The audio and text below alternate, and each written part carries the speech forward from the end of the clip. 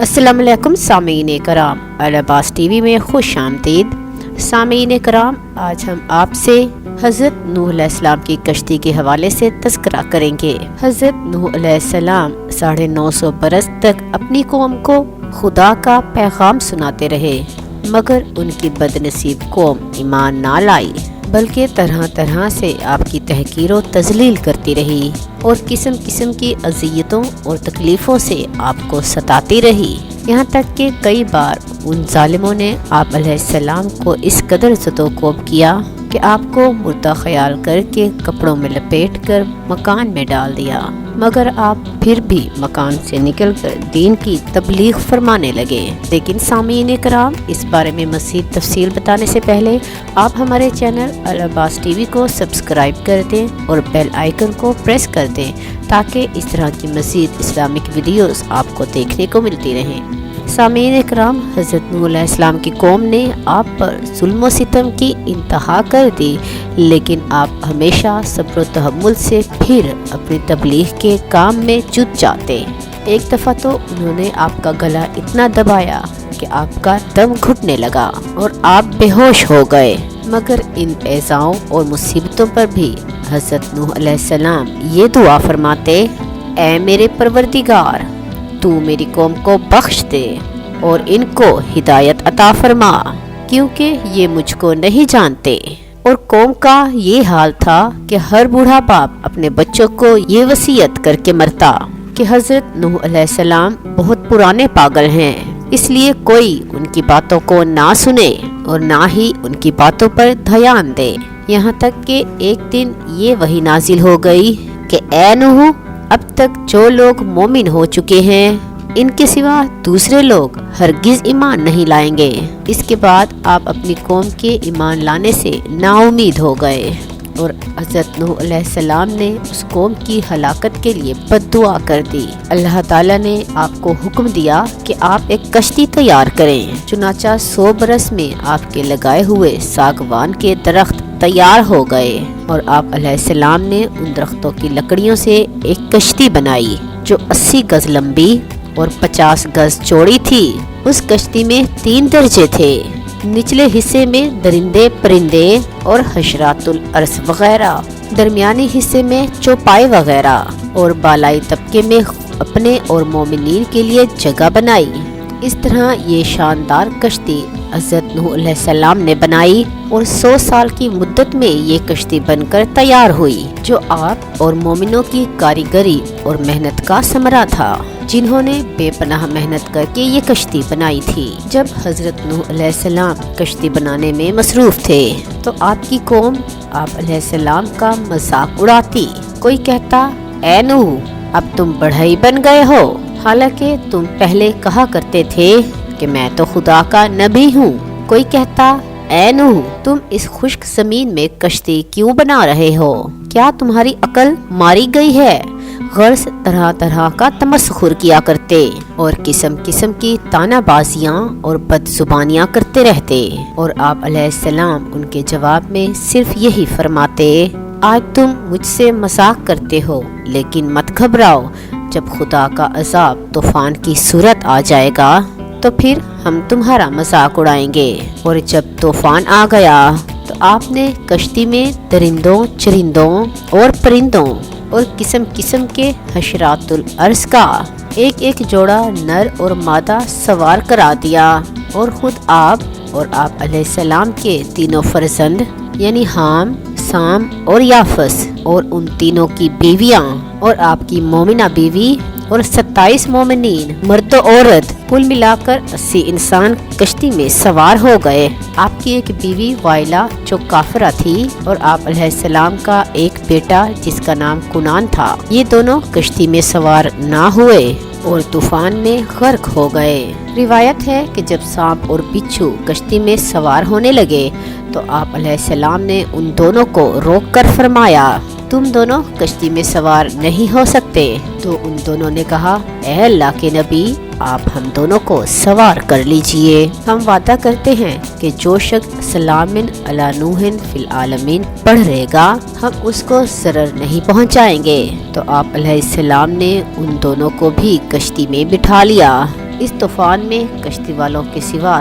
ساری قوم اور کل مخلوق ہلاک ہو کر تباہ ہو گئی، اور آپ علیہ السلام کی کشتی جودی پہاڑی پر جا کر ٹھہر گئی، اور طوفان ختم ہونے کے بعد آپ علیہ السلام زمین پر اتر پڑے، اور آپ علیہ السلام کی نسل میں بے پناہ برکت ہوئی کہ آپ علیہ السلام کی اولاد تمام روئے زمین پر پھیل گئی اور آباد ہو گئی، اس لیے آپ کا لقب آدم ثانی ہے۔ قرآن پاک میں اللہ تعالیٰ نے اس واقعے کو ارشاد کرتے ہوئے بیان فرمایا ہے، اور نوح کو وحی ہوئی کہ تمہاری قوم سے مسلمان نہ ہوں گے مگر جتنے ایمان لا چکے، تو غم نہ کھا اس پر جو وہ کرتے ہیں، اور کشتی بنا ہمارے سامنے اور ہمارے حکم سے،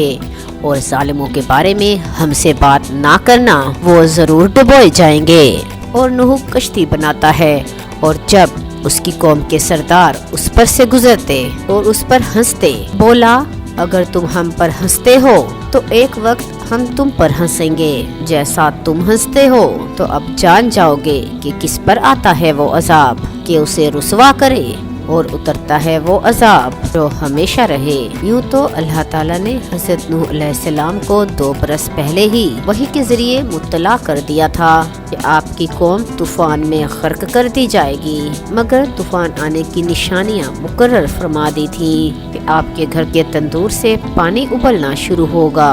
چنانچہ پتھر کے اس تندور سے ایک دن صبح کے وقت پانی ابلنا شروع ہو گیا، اور آپ نے کشتی پر جانوروں اور انسانوں کو سوار کروانا شروع کر دیا۔ پھر زوردار بارش ہونے لگی جو مسلسل 40 دن اور 40 رات برستی رہی، اور زمین بھی جا بجا شک ہو گئی اور پانی کے چشمے پھوٹ کر بہنے لگے۔ اس طرح بارش اور زمین سے نکلنے والے پانیوں سے ایسا طوفان آ گیا کہ 40 گز اونچے پہاڑوں کی چوٹیاں ڈوب گئی۔ چنانچہ قرآن پاک میں ارشاد باری تعالیٰ ہے، یہاں تک کہ جب ہمارا حکم آیا اور تنور ابلا، ہم نے فرمایا کشتی میں سوار کر لے ہر جنس میں سے ایک جوڑا، نر اور مادہ، اور جن پر بات پڑ چکی ہے ان کے سوا اپنے گھر والوں اور باقی مسلمانوں کو، اور اس کے ساتھ مسلمان نہ تھے مگر تھوڑے۔ ایک اور جگہ ارشاد باری تعالیٰ ہے، تو ہم نے آسمان کے دروازے کھول دیے دوڑ کے بہتے ہوئے پانی سے، اور زمین چشمے کر کے بہا دی تو دونوں پانی مل گئے اس مقدار پر جو مقدر تھی، یعنی طوفان آ گیا اور ساری دنیا غرق ہو گئی۔ یہ سیلاب کتنا زوردار تھا اور طوفانی موجوں کی کیا کیفیت تھی، اس کی منظر کشی قرآن پاک میں کچھ اس طرح ہوئی ہے، اور وہ انہیں لیے جا رہی ہے ایسی موجوں میں جیسے پہاڑ۔ حضرت نوح علیہ السلام کشتی پر سوار ہو گئے، اور کشتی طوفانی موجوں کے تھپیڑوں سے ٹکراتی ہوئی برابر چلی جا رہی تھی، یہاں تک کہ سلامتی کے ساتھ کوہ جودی پر پہنچ کر ٹھہر گئی۔ کشتی پر سوار ہوتے وقت حضرت نوح علیہ السلام نے یہ دعا پڑھی تھی، اللہ کے نام پر اس کا چلنا اور اس کا ٹھہرنا، بے شک میرا رب بخشنے والا ضرور مہربان ہے۔ حضرت نوح علیہ السلام کی کشتی طوفان کے تھپیڑوں میں 6 ماہ تک چکر لگاتی رہی، یہاں تک کہ خانہ کعبہ کے پاس سے گزری اور کعبہ مکرمہ کا 7 چکر طواف کیا، اور پھر اللہ تعالیٰ کے حکم سے یہ کشتی جودی پہاڑی پر ٹھہر گئی جو کہ عراق کے شہر جزیرہ میں واقع ہے۔ روایت ہے کہ اللہ تعالیٰ نے ہر پہاڑ کی طرف یہ وحی کی کہ حضرت نوح علیہ السلام کی کشتی کسی پہاڑ پر ٹھہرے گی، تو تمام پہاڑوں نے تکبر کیا، لیکن جودی پہاڑ نے عاجزی اور تواضع کا اظہار کیا، تو اللہ تعالیٰ نے اس کو یہ شرف بخشا کہ ان کی کشتی جودی پہاڑ پر ٹھہری۔ ایک روایت ہے کہ بہت دنوں تک اس کشتی کی لکڑیاں اور تختے باقی رہے، یہاں تک کہ اگلی امت کے لوگوں نے اس کشتی کے تختوں کو جودی پہاڑی پر دیکھا۔ محرم کی 10ویں تاریخ عاشورہ کے دن یہ کشتی جودی پہاڑی پر ٹھہری۔ چنانچہ اس تاریخ کو کشتی کی تمام مخلوق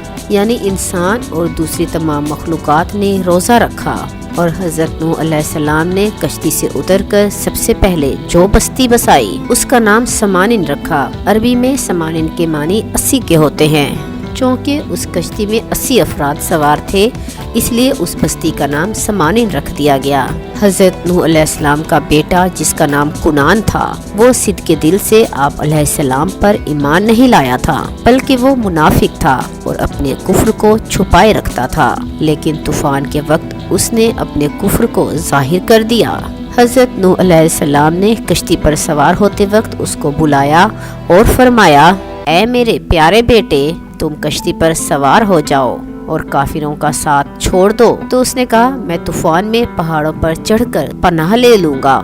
تو آپ علیہ السلام نے بڑی دل سوزی کے ساتھ فرمایا، بیٹا، آج خدا کے عذاب سے کوئی کسی کو نہیں بچا سکتا، ہاں جس پر خدا اپنا رحم فرمائے بس وہی بچ سکتا ہے۔ باپ بیٹے میں یہ گفتگو ہو رہی تھی کہ ایک زوردار موج آئی اور کنان غرق ہو گیا۔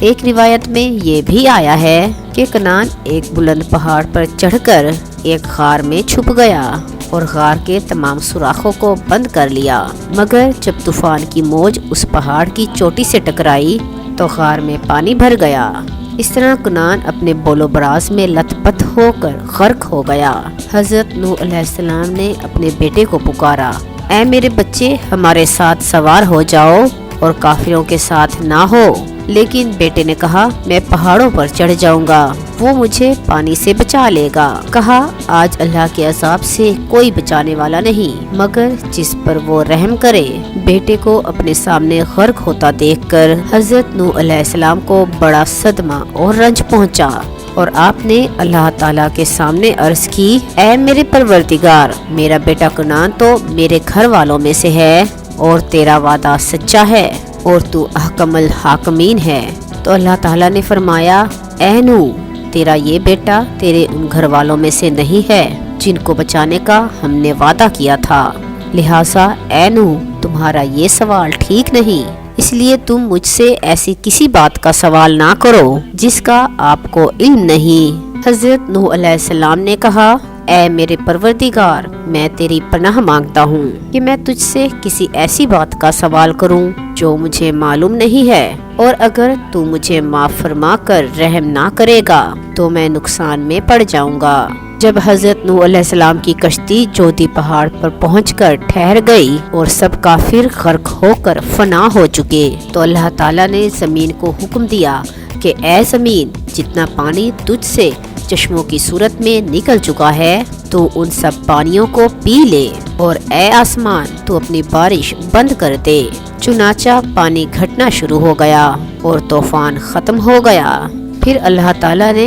حضرت نوح علیہ السلام کو حکم دیا، اے نوح علیہ السلام، آپ کشتی سے اتر جائیے، اللہ تعالیٰ کی طرف سے سلامتی اور برکتیں آپ پر بھی ہیں اور ان لوگوں پر بھی ہیں جو کشتی میں آپ کے ساتھ رہے۔ حضرت نوح علیہ السلام نے روئے زمین کی خبر لانے کے لیے کسی کو بھیجنے کا ارادہ کیا تو سب سے پہلے مرغی نے کہا، میں روئے زمین کی خبر لاؤں گی۔ تو آپ علیہ السلام نے اس کو پکڑ لیا اور اس کے بازوؤں پر مہر لگا کر فرمایا، تجھ پر میری مہر ہے کہ تو پرندہ ہوتے ہوئے بھی لمبی اڑان نہ اڑ سکے گی اور میری امت تجھ سے فائدہ اٹھائے گی۔ پھر آپ علیہ السلام نے کوے کو بھیجا تو وہ ایک مردار دیکھ کر اس پر گر پڑا اور واپس نہ آیا۔